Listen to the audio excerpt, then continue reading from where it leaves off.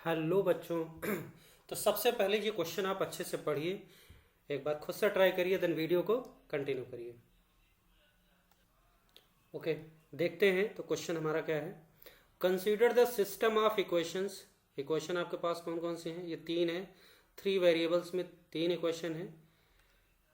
Okay, तो देखो, ये एक पहली question, 3x - y + 4z = 3x + 2y - 3z = -2, 6x + 5y + lambda z = -3। फिर लैम्डा रियल नंबर है, आपको बताना है इसमें कौन सा स्टेटमेंट सही है कौन सा गलत है। ओके, तो देखो, ये जो क्वेश्चन है कौन सा है, नेचर ऑफ सोल्यूशन के हिसाब से है ना, नेचर ऑफ सोल्यूशन बताना है आपको क्या होगा।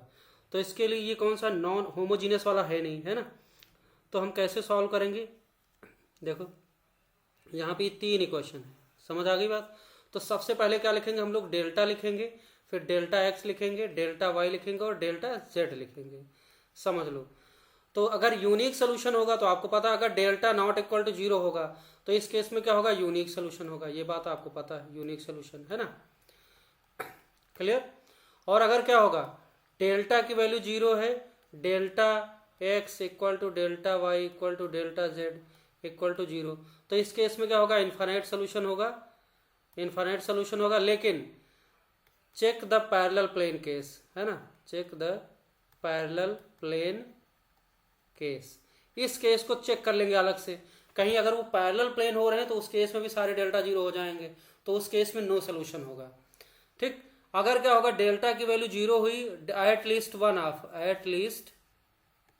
Of delta X, delta Y, delta Z क्या हो जाएगा, at least one of delta X, delta Y और डेल्टा जेड नॉन जीरो हो जाए।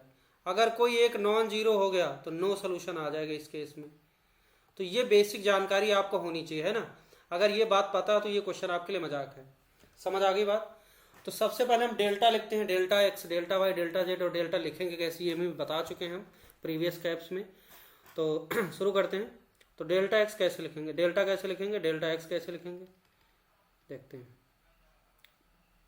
तो चलते हैं नेक्स्ट पेज पर। तो हमने तीनों इक्वेशन लिख लिया क्वेश्चन से। अब हम लोग डेल्टा लिखते हैं। तो डेल्टा कैसे लिखते हैं, एक्स वाई और जेड के कोएफिशिएंट पहली रो में, फिर दूसरी इक्वेशन का सेम चीज, फिर तीसरी इक्वेशन का ऐसे लिखना है।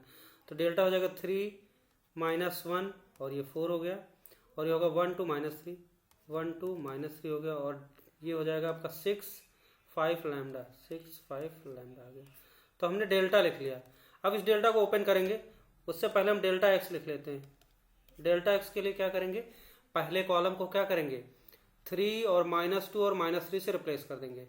3 -2 और -3 से रिप्लेस कर दिया। बाकी कॉलम ऐसे लिखो, 1 माइनस का 2 और ये 5 हो गया, 4 - 3 लैम्डा, 4 - 3 लैम्डा। तो ये हो गया हमारा डेल्टा एक्स हो गया। इसको ओपन करेंगे अभी। ऐसे डेल्टा एक्स डेल्टा वाई लिख लेते हैं। तो डेल्टा वाई क्या होगा, देखो जरा, डेल्टा वाई में हमने क्या किया, पहला कॉलम ऐसे ही लिख दिया 3 1 6, और दूसरा कॉलम क्या लिखेंगे, 3 - 2 - 3 लिख लेंगे, 3 - 2 - 3। तीसरा कॉलम वही लिख दो, 4 - 3 लैम्डा, 4 - 3 लैम्डा, है ना, ये हो गया हमारा। और उसके बाद डेल्टा जेड लिख लेते हैं। तो डेल्टा जेड कैसे लिखेंगे, देखो, पहला दूसरा कॉलम सेम लिखो, तीसरा कॉलम क्या करो, 3 - 2 और -3 से रिप्लेस कर दो। तो 3 1 6 और ये होगा -1 2 5, और लास्ट वन क्या हो जाएगा, 3 - 2 - 3, 3 - 2 - 3। ये हमने लिख लिया।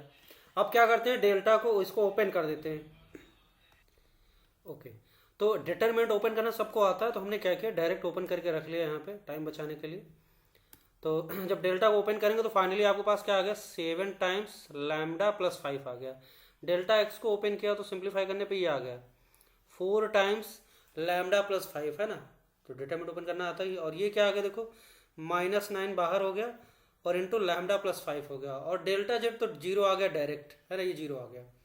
अब सारा का सारा खेल क्या है, इसी डेल्टा एक्स डेल्टा जिस सब का है, ठीक है। तो चलते हैं पहले पेज पे।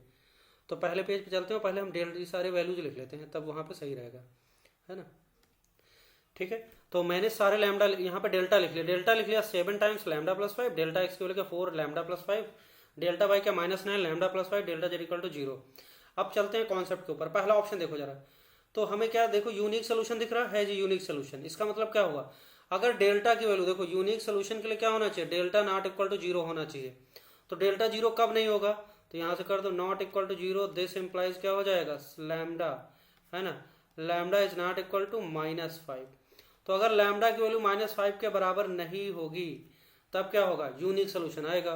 पहले ऑप्शन मिल गया if lambda is not equal to -5 then system of equation has unique solution. एकदम सत्य बात लिखी है, समझ आ गई। तो lambda is not equal to -5 पे क्या होगा, डेल्टा जीरो नहीं होगा और इस केस में यूनिक सोल्यूशन आ जाएगा। फिर हमें देखो नो सोल्यूशन और इन्फाइनाइट सोल्यूशन के केस में क्या होना चाहिए, डेल्टा जीरो होना पड़ेगा। तो हमें क्या करना है, इन्फाइनाइट सोल्यूशन या नो सोल्यूशन के लिए हमें डेल्टा, पहले तो सबसे पहला काम डेल्टा जीरो कराएं। तो देखो डेल्टा जीरो कब हो रहा है, जब क्या हो जा रहा है डेल्टा जीरो कब होगा, जब delta is equal to zero, this implies lambda equal to क्या हो जाएगा, -5। तो जब लैम्डा की वैल्यू -5 होगी तब डेल्टा जीरो होगा। उसके बाद इन्फाइनाइट सोल्यूशन के लिए क्या होना चाहिए, और भी डेल्टा जीरो होने चाहिए, delta X, delta Y, delta Z zero होने चाहिए। उसके बाद पैरेलल प्लेन वाला केस चेक करना जरूरी है, ठीक है। तो हमें साफ साफ दिखाई पड़ रहा लैम्डा की वैल्यू -5 पे क्या हो रहा है, देखो डेल्टा जीरो हो गया, डेल्टा जीरो हो गया। डेल्टा एक्स देखो जीरो होगा कि नहीं होगा, लैम्डा की वैल्यू -5 डालेंगे तो ये भी जीरो हो गया, डेल्टा एक्स भी जीरो हो जाएगा। Lambda Y sorry delta Y की वैल्यू देखो, लैम्डा की वैल्यू -5 डालो क्या हो जाएगा, -5 प्लस जीरो हो गया, तो क्या हो जाएगा, डेल्टा वाई भी जीरो हो गया। और डेल्टा जेड तो ऑलरेडी जीरो है। तो हमने देखा कि लैम्डा की वैल्यू अगर -5 होती तो सारे डेल्टा जीरो हो गए और इसका मतलब इन्फिनाइट सोल्यूशन हो गया। लेकिन बस हमें थोड़ा सा पेशेंस रखना है, क्या देखना है कि ये पैरेलल प्लेन तो नहीं बन रहे हैं। तो पैरेलल प्लेन के लिए क्या करना पड़ेगा, हमें लैम्डा की वैल्यू इसमें डाल के देखना है कि कहीं पैरेलल प्लेन तो नहीं बन रहे, चेक कर लेते हैं। देखो लैम्डा की वैल्यू अगर हम डालेंगे -5 तो आपको दिख रहा क्या बनेगा, 3x, तीनों क्वेश्चन को रीडिफाइन कर लो, 3x - y + 4z equal to, ये तो कोई दिक्कत ही नहीं। दूसरी इक्वेशन भी सेम है, उसमें भी कोई लैम्डा से इंडिपेंडेंट है, x + 2y - 3z equal to क्या है, -2 है। तीसरी इक्वेशन में लैम्डा इसमें डालते हैं तो जाएगा 6x और +5y और लैम्डा के लिए -5 -5z इक्वल टू -3। अब आपको साफ साफ दिखाई पड़ रहा है कि ये तीनों प्लेन क्या है, पैरेलल प्लेन नहीं है। पैरेलल प्लेन कब होते हैं, जब आपके x, y और z के कोएफिशिएंट तीनों इक्वेशन के प्रोपोर्शनल हो जाए, है ना, सेम हो जाए। तो एक तरीके से सेम नहीं भी होंगे तो हम लोग क्या करेंगे, किसी नंबर से डिवाइड करके बना लेंगे। बस ये d1 d2 d3 ये डिफरेंट रहेगा, बाकी यहाँ x के कोएफिशिएंट तीनों में सेम कर सकते हैं, y के तीनों सेम कर सकते हैं, z के तीनों सेम कर सकते हैं, किसी एक स्केलर से डिवाइड करके या मल्टीप्लाई करके, ठीक है। लेकिन यहाँ पे ऐसा कोई जुगाड़ नहीं दिख रहा, नहीं हो पाएंगे। तो ये पैरेलल प्लेन नहीं है, इसका मतलब ये प्लेन कैसे हो रहे होंगे, ऐसे कुछ इंटरसेक्शन हो रहा होगा। अगर इसका हम फोटो बनाने की कोशिश करें तो कुछ ऐसा इंटरसेक्शन हो रहा होगा, है ना। ये मान लेते ऐसे हो रहा, ठीक, ये इस तरीके का ये हो रहा होगा ऐसे। सपोज ये लाइन ऑफ इंटरसेक्शन, तीसरा प्लेन भी कहाँ पास हो रहा, ऐसे इस तरीके से। तो ये लाइन ऑफ इंटरसेक्शन, इस पे इनफाइनाइट पॉइंट्स होंगे जो सेटिस्फाई करेंगे। तो इस केस में क्या होगा, इनफाइनाइट सोल्यूशन आ जाएंगे। बात समझ आ गई, अब इस पे हम भरोसा कर सकते हैं। तो लैम्डा इक्वल टू -5 क्या होगा, सारे डेल्टा जीरो हो गए, पैरेलल प्लेन बन भी नहीं रहा, कोई टेंशन नहीं, इसका मतलब इनफाइनाइट सोल्यूशन कंफर्म हो गया। अब lambda equal to -5 the system of equation has no solution. तो नो सोल्यूशन के लिए क्या होना चाहिए, एट लीस्ट वन क्या होना चाहिए, at least one of delta X, delta Y, delta Z non zero होना चाहिए। तो लैम्डा इक्वल टू -5 तो सारे डेल्टा जीरो हो रहे हैं और पैरेलल प्लेन वाला केस भी नहीं है, तो कोई टेंशन वाली बात ही नहीं है। पैरेलल प्लेन वाले केस में क्या होगा, सारे डेल्टा जीरो होंगे लेकिन सोल्यूशन क्या होगा, नो होगा। ये मैं बात बता चुका हूँ पहले से भी, ठीक है। तो क्या हो जाएगा, ये बात तो गलत हो गई, ये ऑप्शन नहीं ठीक है, सही। तो ये ऑप्शन बिल्कुल गलत है। तो यहाँ पे हो क्या रहा, देखो अगर लैम्डा -5 नहीं है, -5 नहीं होने का मतलब क्या हुआ, -5 के अलावा कुछ भी हो सकता है, सारी रियल वैल्यूज, तो आपको यूनिक सोल्यूशन मिलना कंफर्म हो गया। उसके बाद अगर लैम्डा इक्वल टू -5 ले लेते हैं तो उस केस में इनफाइनाइट सोल्यूशन मिलते हैं।